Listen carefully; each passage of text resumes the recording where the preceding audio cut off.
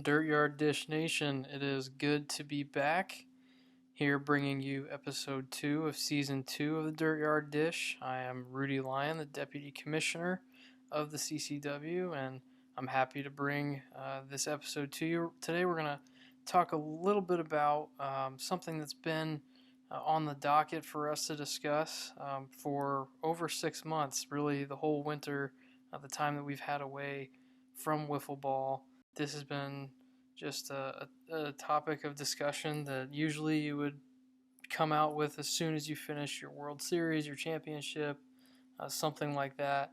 Well, we dropped the ball. A lot of reasons as to why we haven't been able to give a 2019 season recap. A great season, definitely worth recapping, tying a nice bow on it. That's what I'm here to do today, just to give you perspective on what was good about 2019, what was bad, maybe some things we can improve upon for 2020, and then also I'll give some league news towards the very end, including a very key player movement detail that has just broke in the past a couple days, and we're unleashing that news right here on the Dirtyard Dish. So stay tuned for that breaking news at the very end, and let's get this thing going. I can't wait to get back on the road again. Back again. Dude, like from the baggers. Back home again. Back home again. In Indiana land. So 2019, what a season it was. The inaugural season for Circle City Wiffle Ball, if you think about it, formerly known as the Indy Southside Wiffle Ball League. The rebrand took place in around January of 2019, so just over a year ago. We created new logo, new banners, just a new flag to fly under for this league that has been in existence for over a handful of years.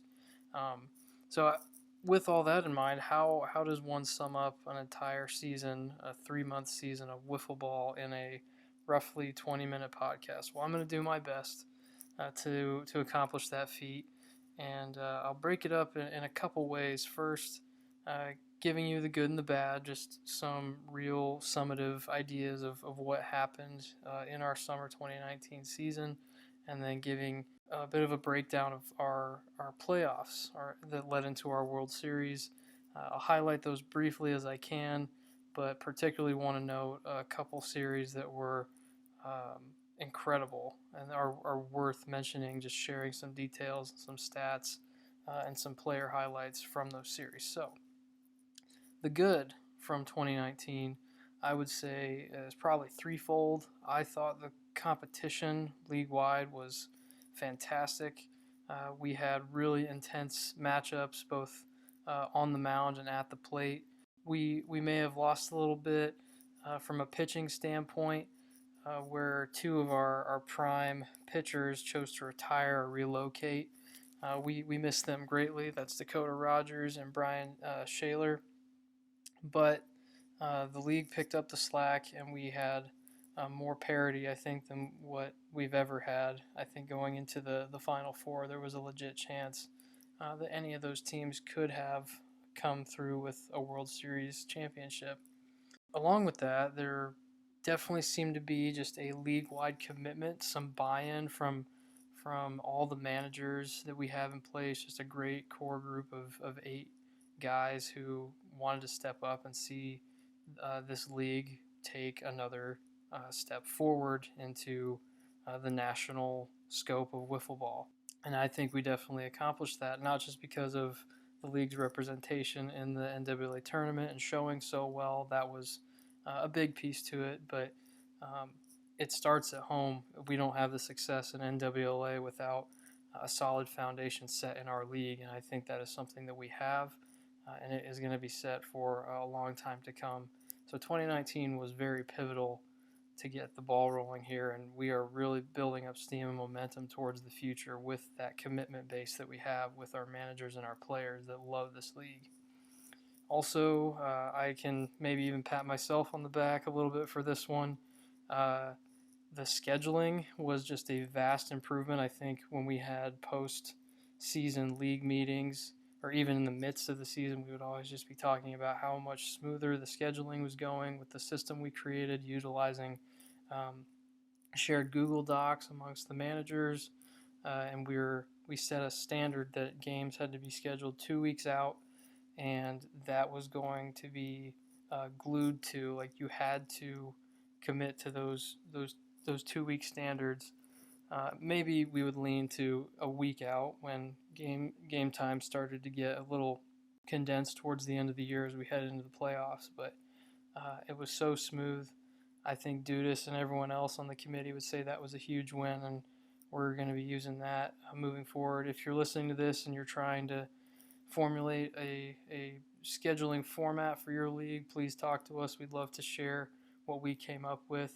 Unfortunately, this does lead to maybe the one glaring weakness of our 2019 season, which is, as I was just patting myself on the back, I can also punch myself in the face because I was the one responsible for suggesting, in concert with the scheduling system, having a divided league with 2 divisions of 4 teams. So we created the Hoosiers and the Crossroads Conference. Thought it was a great idea for the sake of creating this opening day round-robin tournament where every team in your conference got to play each other. So you'd end a Saturday or a Sunday with 3 games under your belt just to start the season. You've gotten to see everyone, and you even get a little bragging right or a trophy of some kind right after the first day of play, and you can say, we won the opening day tournament. So we stuck with the Hoosiers and Crossroads conferences, but it ultimately created some controversy towards the end of the year as we got into playoffs. The reason being the divisions were just not balanced. So I'll give a rundown of our standings in both those divisions. The culprit in this was the Hoosier Conference, where the Yackers won the conference with a 10-7 record. The Noodlers were 7-10, and the Moonshots were 5-12, and the Crazy Fat Kids were 2-15. Only one team was over 500 in that conference, whereas in the Crossroads, every team had an over 500 record in the conference, and that conference just feasted on Hoosier, and the head-to-head matchup was just obscene. I think there may have only been 5 wins in crossover games between those 2 conferences for the Hoosier Conference. In the Crossroads, the 8 Balls finished 14-3 in the regular season, the Short Shorts 12-5, and the Hounds and Pork Pistols tied at 9-8. I will say that the bright spot of this controversy is that it ultimately led to a play-in series between the Hounds and Pork Pistols. It just happened that way, but heading into the last series of the year, the Pork Pistols were 9-6 and the Hounds were 7-8. The Pistols just had to win 1 game to clinch the final playoff spot. The Hounds needed to sweep. The Hounds got that sweep. They both tied at 9-8. The Hounds had the tiebreaker with the sweep. So that was a bright spot just because it created more playoff atmosphere and intensity right at the end of the year, and those games were fun to watch. The playoff format that we created was similar to the NFL, where 6 teams advance. Obviously, this being just our entire league and not in an AFC or NFC type deal. And the division winners or the conference winners would get automatic first-round buys. So even though the Short Shorts had a better win-loss record than the Yackers, by virtue of winning their conference, got the 2 seed and the bye. That created first-round matchups of the Short Shorts and the Moonshots, a 3 versus 6, and then the Hounds and the Noodlers, the 4 versus the 5. The first matchup between the Hounds and Noodlers was a bit of a foregone conclusion. Not much to report from that game. It was 10-0, with the Hounds advancing to play the 8 Balls in the championship series. The 3 versus 6 game, though, despite the Moonshots having a very underwhelming season that did not reach their expectations, that's not a jab at all at them. They would admit that they were disappointed and had championship aspirations with the roster that they had put together. But they put on a good show against the Dudas-less Short Shorts after he had just had a leg injury. But This wild card game between the shots and the shorts produced 30 runs, and the shorts ended up coming out victorious in that game 16-14. A lot of fireworks, a lot of action in the game. I was there to see it. But fun fact, 0 home runs were hit that night. The ball was just not flying out, but they were able to turn extra base hits and a lot of base running into 30 runs, and it was a blast to watch. Getting into the second round of our playoffs, we had the shorts advancing to play my Yackers. Not a ton to report from the series other than a really odd weather pattern came through. We thought the game was going to get rained out and canceled. We ended up playing through a really cool scene in the background, a backdrop of a double rainbow over the Dirtyard, which created some social media buzz. The Yackers ended up advancing, winning the series 2-0. This series between the 8 Balls and the Hounds was incredible. I was able to be there for every pitch of the whole 3-game series. It was an instant classic.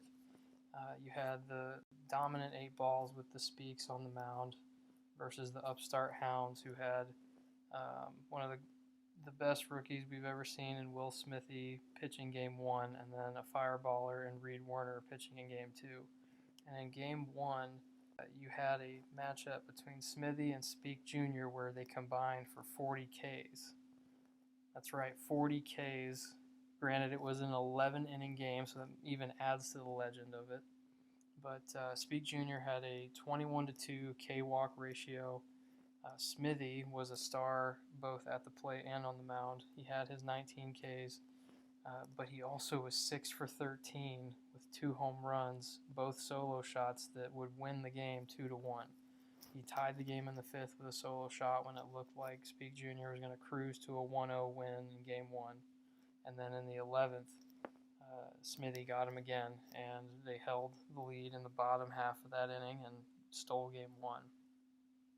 Game 2, Reed came out pitching, just gas as he does, as he is a D2 baseball player, a pitcher for University of Indianapolis. The Hounds were pretty much rolling in this game, up 2-0, heading into the 6th. They were 3 outs away from heading to the World Series to play the Yackers, and then the wheels just fell off. Reed Warner had 17 Ks in this game, another high K rate game, but he had 12 walks, a lot of which were issued in that 6th inning where everything just kind of fell apart. And the 8 Balls ended up putting a 7 spot up in the 6th, down to their last 3 outs, and that was capped off by a Speak Jr. 3-run homer. And Jr. has a tendency to just get those clutch hits when you least expect it. I believe it was an opposite field shot to right, and it was about 4-2 at that point, so still within scoring distance for the Hounds to reach in the bottom half of the 6th, but it would just felt like all the air was let out of the balloon for the Hounds when he made the score 7-2 with that 3-run homer. So we head to Game 3 of that series between the Hounds and the 8 Balls, and I wish I could say that it was an electric, memorable tiebreaker game or rubber match, but to be honest, the Hounds just ran out of gas. It's really hard to beat Mike Speak Jr. once, and definitely commend Will Smithy for doing that, and really single-handedly with the solo shots and the pitching performance in Game 1. But to come back in Game 3, you could tell that the Hounds were just completely exhausted from giving it everything that they had in the first 2 games, and the veteran savvy of the 8 Balls, I think, prevailed in this game. A war of attrition, really, and the 8 Balls won the game going away 6-1. So there gave you the World Series matchup between the 8 Balls and the Yackers.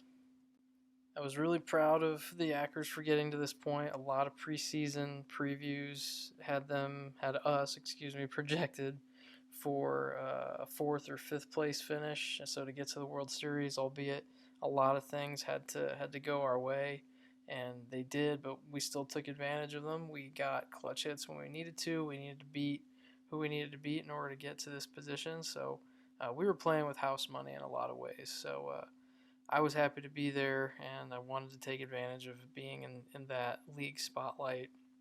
And personally proud of the team, proud of my own performance.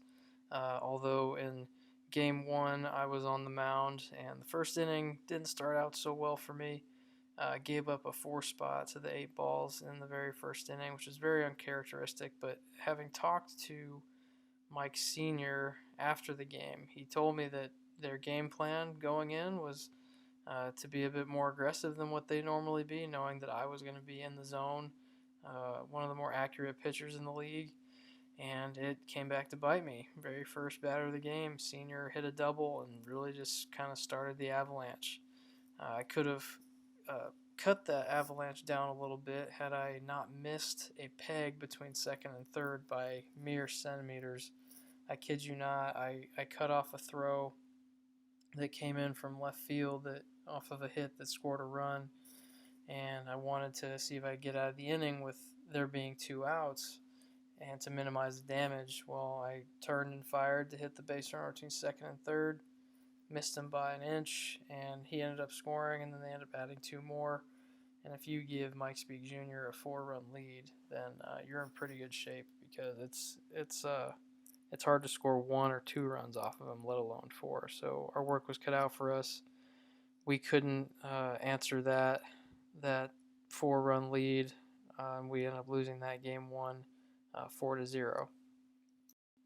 In game 2, you had Dave Bailey and Mike Speak Sr. on the mound facing off. Dave's ERA wouldn't normally show well, but still a very viable pitcher with his combination of pitches.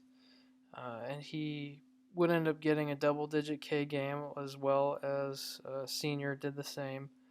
And this game was a little bit of punch-counterpunch in the earlier going. I think we traded some runs, and then in the third inning, I got hot. I saw 2 straight pitches from Mike Sr. that I sent over the fence for home runs that turned a 2-1 deficit into a 3-2 lead.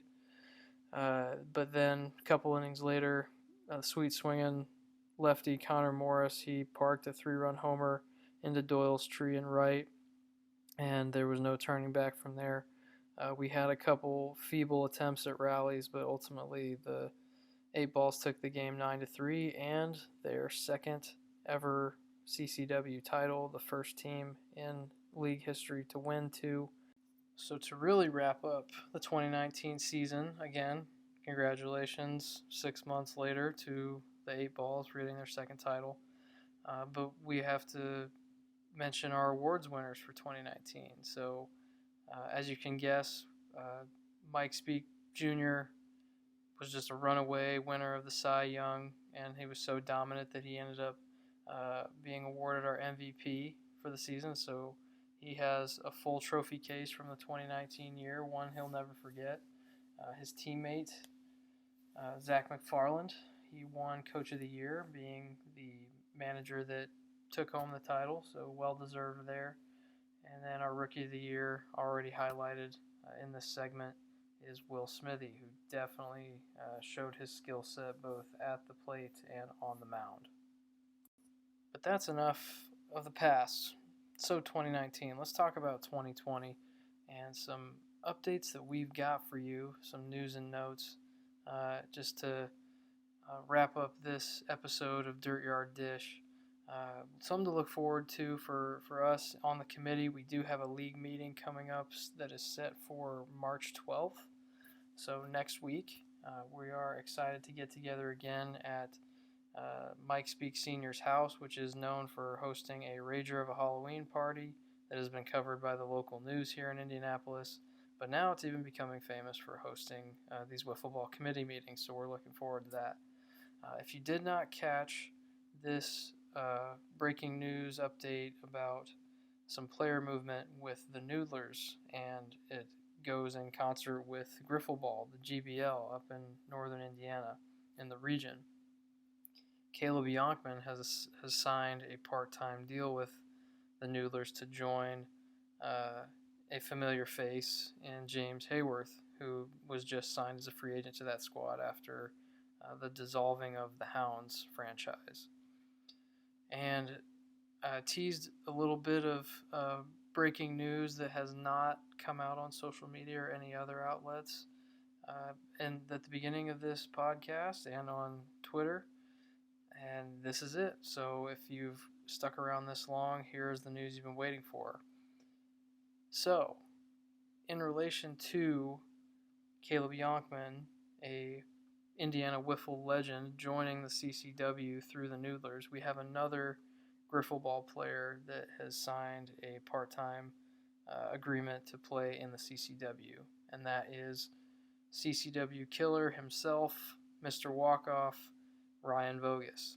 And it's my pleasure to announce that he will be joining my squad, the Yackers, in a part-time capacity for the 2020 year. We're excited to see him in the orange and blue pinstripes. His pedigree speaks for itself. In the GBL just last year, he was tied for second in hits, third in home runs, first in RBI, and top 10 in batting average. So a much-needed bat added to the middle of the order, if you can imagine. He'd be your typical 3-4 guy in a 9-batter lineup. So excited to have him on board, not just for the great player that he is, but we're bringing in great people that want to see how our league runs. And we're just going to be ambassadors for Wiffle Ball. So if you're interested in getting involved with any of our 8 teams, please contact us. We would love to continue to bring more people into CCW. So with all that, I know that may have been a bit lengthy and detailed for some of those highlights of the last year's games, but if you hung on and enjoyed all that, at least I hope you did. We've got more of that to come in the future.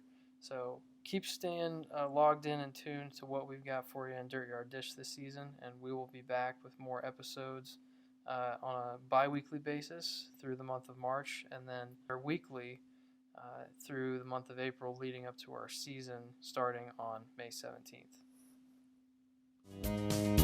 I can't wait to get back on the road again. Back again. Dude, like front of baggers. Back home again. Back home again. In In Indiana land.